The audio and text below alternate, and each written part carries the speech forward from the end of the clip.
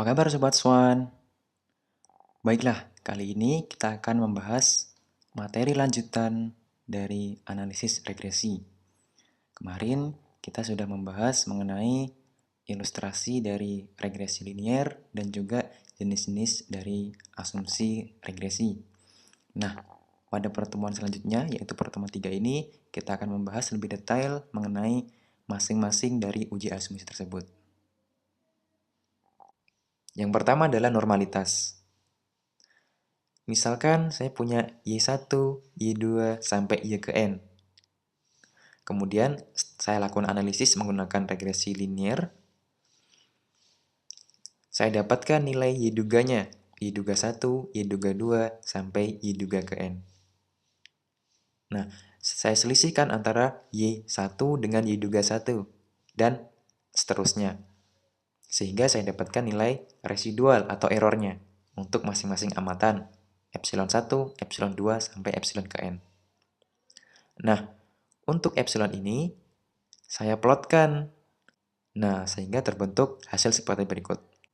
Ketika error ini menyebar normal, atau secara grafik dia simetris, maka uji asumsi normalitas akan terpenuhi. Jadi saya tekankan bahwa yang diplotkan adalah errornya atau residualnya, untuk dicek apakah errornya menyebar normal atau tidak. Nah, hipotesis dari uji normalitas yang pertama adalah H0, error terdistribusi normal. H1, error tidak terdistribusi normal. Kadangkala kita sering memahami bahwa untuk normalitas ini dilakukan pada masing-masing variabel, Y, X1, X2, dan seterusnya. Namun hal itu merupakan pemahaman yang keliru. Nah, sebenarnya untuk uji normalitas, model regresi yang diperlukan untuk normalitas adalah pada nilai errornya. Inilah yang benar. Nah, bagaimana kita melakukan uji normalitas? Ada dua cara. Yang pertama dengan menggunakan metode grafik, yang kedua adalah menggunakan uji statistik. Nah, untuk uji grafik, kita bisa menggunakan normal p-plot atau normal probability plot. Nah, dengan gambar seperti berikut ini. Ketika titik-titik dari errornya di sini adalah menyebar normal, mendekati garis liniernya, maka bisa dikatakan uji normalitas terpenuhi. Atau bisa menggunakan histogram. Nah, ketika errornya simetris atau cenderung terdistribusi normal, maka uji normalitas akan terpenuhi. Namun, untuk metode grafik ini, kesimpulannya secara subjektif, tergantung dari pemahamannya peneliti. Untuk uji statistik, ada beberapa jenis. Yang pertama adalah Anderson-Darling, Shapiro-Wilk, Kolmogorov-Smirnov, Lilliefors, dan Charcubera. Nah, sering kita gunakan uji statistik untuk uji normalitas, yaitu Kolmogorov-Smirnov. Untuk masing-masing uji statistik ini, tidak ada tingkatan mana yang lebih baik, mana yang lebih buruk. Semuanya sama, tergantung keperluan dari peneliti. Nah, bagaimana ketika uji normalitas ini tidak terpenuhi? Apa yang harus kita lakukan? Yang pertama, kita harus melakukan transformasi data. Bisa menggunakan logaritma natural, akar kuadrat, eksponensial, maupun inverse. Kemudian yang kedua, kita bisa membuang data outlier atau data pencilan. Misalkan pada kasus seperti ini. Nah, ada outlier di situ, sehingga bisa kita buang. Namun, ketika pencilan itu atau outlier itu merupakan suatu hal yang sayang untuk dibuang, maka kita bisa lakukan dengan menambah observasi, sehingga pencilan itu pun akan tertutupi. Misalkan seperti ini. Nah, ada satu pencilan yang menyendiri di situ, sehingga kita bisa melakukan penambahan observasi atau amatan. Nah, seperti itu. Uji yang kedua adalah heteroskedastisitas. Misalkan saya punya pengamatan Y1, Y2, sampai Y ke N. Kemudian saya lakukan analisis regresi sehingga saya dapatkan Y duganya, Y duga 1, Y duga 2, sampai Y duga ke N. Sama seperti normalitas, saya selisihkan antara Y1 dengan Y duganya, dan seterusnya. Sehingga saya dapatkan error atau residualnya untuk masing-masing amatan. Nah, error atau residual ini saya plotkan pada dua garis. Nah, sehingga ketika dia membentuk suatu pola, maka kita asumsikan terdapat heteroskedastisitas. Ataupun seperti ini.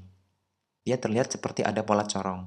Namun ketika plotnya tidak membentuk pola atau sejajar ya, antara bagian atas dengan bawah sejajar, maka bisa dikatakan dia tidak terjadi heteroskedastisitas atau terjadi homoskedastisitas. Hipotesisnya adalah H0 keragaman dari error menyebar homogen. H1 keragaman dari error menyebar tidak homogen. Nah, ketika heteroskedastisitas ini kita langgar, maka hal itu berpengaruh pada pendugaan parameter dari OLS. Nah, untuk pendugaan parameternya masih tidak bias dan konsisten. Akan tetapi yang terjadi adalah ketidakefisienan pada pendugaan parameter. Nah, maksudnya adalah selang kepercayaan menjadi tidak benar. Artinya, ketika hasil dugaannya ternyata adalah X1 berpengaruh terhadap Y, nah itu bisa jadi hal yang salah atau selang kepercayaan kita tidak benar. Nah, bagaimana untuk menangani uji heteroskedasitas?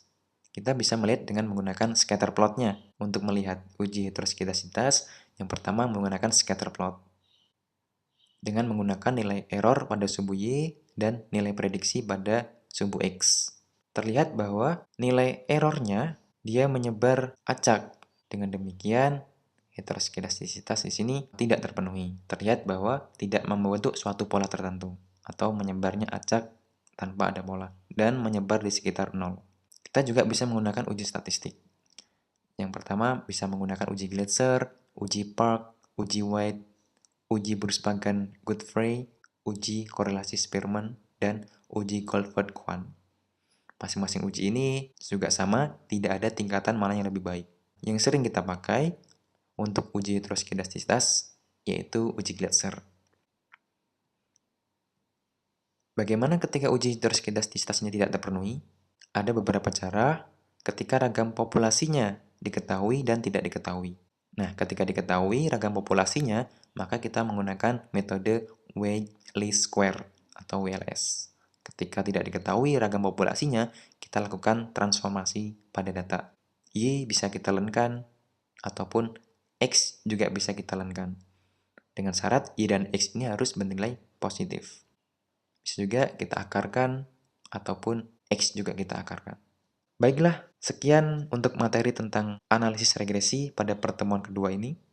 Semoga Sobat Swan dapat memahami materi yang kami jelaskan.